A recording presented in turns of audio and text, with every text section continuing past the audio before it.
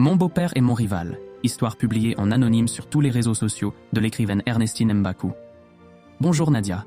Mon histoire doit vous sembler comme un film et pourtant c'est réel. J'ai épousé un homme bien il y a 3 ans. Jusque-là, il n'y avait pas de problème entre nous. Je tiens à préciser que je vis en Afrique et lui en Europe. J'étais allé pour une conférence pour mon travail et on est tombé amoureux. Lui 38 ans et moi 30. On a compris qu'ils étaient temps de se mettre en couple. Il avait déjà la pression de sa famille, qui demandait à chaque fois pourquoi il n'est pas encore marié. Comme on était du même pays, j'ai fait la rencontre de sa famille au retour, et tout le monde était content. X a perdu son père très jeune, et c'est un oncle de la famille qui a joué le rôle de père dans sa vie. C'est ce même oncle qui avait aidé à monter son dossier, et il est allé poursuivre ses études en Europe il y a 20 ans. Bref, c'est un monsieur vraiment proche de la famille. Il est marié et a 3 enfants. Il joue le rôle de mon beau-père. Après notre mariage, X me dit que je vais aller vivre chez sa mère, mais je ne peux pas. J'ai mon travail à Yaoundé, et elle vit à Douala. J'occupe un poste de responsabilité et ce n'est pas sûr que je vais trouver un autre comme ça après. Mon beau-père prend ma défense et dit que je ne peux pas abandonner mon travail comme ça du jour au menu. Je garde mon appartement que j'avais déjà avant le mariage. Je gagne bien ma vie, donc je n'attends vraiment rien de mon mari, juste de l'amour. X me dit qu'il lance le dossier du regroupement familial. Je suis d'accord avec lui. Je vais souvent rendre visite à la famille à Douala et tout se passe bien. Le temps passe, mais les choses restent sur place. Je rappelle que mon mari n'est venu que 2 fois au pays en 3 ans, et pour 1 semaine seulement. Tout le temps, il a un prétexte. Il est tellement amoureux au téléphone, et quand il arrive, je ne le vois plus, il disparaît. Voilà la famille qui me met la pression que l'enfant. Moi aussi, je veux un enfant, mais je vais prendre mon mari où ? Ceci commence à miner mon moral. J'en parle à mon beau-père qui le dit qu'il va discuter avec mon mari car il l'écoute beaucoup. Mon beau-père fait de fréquentes visites en Europe et il en profite parfois pour échanger avec mon mari. Ma belle-mère commençait à dire que je suis stérile, car je suis vieille.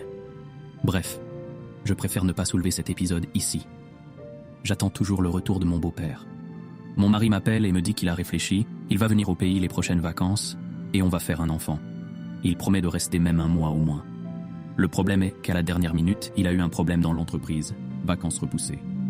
Regroupement familial, il me raconte toujours un tas de choses sans sens.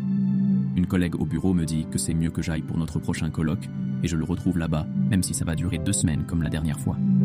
Je ne sais pas pourquoi, mais je décide de ne pas en parler à mon mari.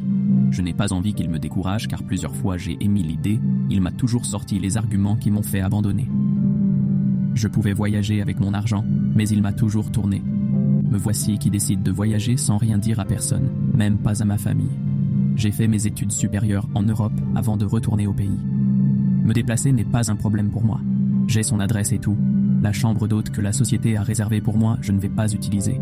Je vais vivre chez mon mari. Je serre le cœur jusqu'à arriver. Je dépose mon sac et tout.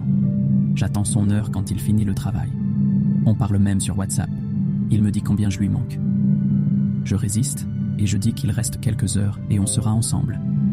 Nadia, j'arrive en bas de son immeuble. Puisque je n'ai pas le code ou le badge pour entrer, je suis obligé d'attendre. Je sais qu'il ne va pas tarder. J'attends une dizaine de minutes. J'ai décidé que si ça fait 30 minutes, je vais l'appeler pour lui dire la vérité. Je vois sa voiture qui arrive. Elle m'a traversé et entré. Me voici derrière, j'imagine la surprise. Il gare et je me rends compte qu'il y avait quelqu'un à la cabine. Je le dis que c'est peut-être un ami. Je veux un peu regarder mais je suis surprise de voir que c'est mon beau-père qui sort de la voiture. Je ne savais même pas qu'il avait voyagé. La dernière fois que je lui ai parlé, il y a 1 semaine, il ne m'a rien dit. Mon beau-père est en train de rire. Mon mari sort et vient le rejoindre. Je vois les deux s'embrasser. Nadia. Quand je dis s'embrasser, ce n'est pas quelque chose fraternel. Même moi, on n'a jamais embrassé comme ça. Si je n'ai pas pissé sur moi. C'est comme un mauvais film que je suis en train de regarder. Ils ne m'ont pas toujours vu. Un cœur me dit « cache-toi ». Je veux crier mais ça me dépasse. Je reste là et mon cœur bat. Je les vois enlacés qui se dirigent à l'entrée en causant. Ils rient tous les deux. Je n'ai jamais vu mon mari heureux comme ça. Quand ils sont entrés dans l'immeuble, je suis resté debout à regarder comme si les choses devaient changer. Ça n'avait pas de sens. Je sais que je devais demander la, mais je n'ai pas eu ce courage. J'ai écrit à mon mari sur WhatsApp pour demander qu'il est où, il me dit au bureau. Il va rentrer tard. J'ai demandé s'il a vu mon beau-père depuis. Il me répond que ça fait même 6 mois ils n'ont plus parlé. Tout était là, Nadia. J'ai tout compris. Le pire dans tout ça est qu'on m'a prise pour une idiote. En menant mon enquête, j'ai appris que c'est mon beau-père qui est le propriétaire de l'appartement où X vit. Ils sont ensemble depuis des années. C'est pour couvrir ça qu'il m'a épousée car la famille lui mettait la pression. mon beau-père et de son mari. Jusqu'ici, je n'ai encore rien dit à personne. Et si c'était vous, que feriez-vous à la place de la dame ?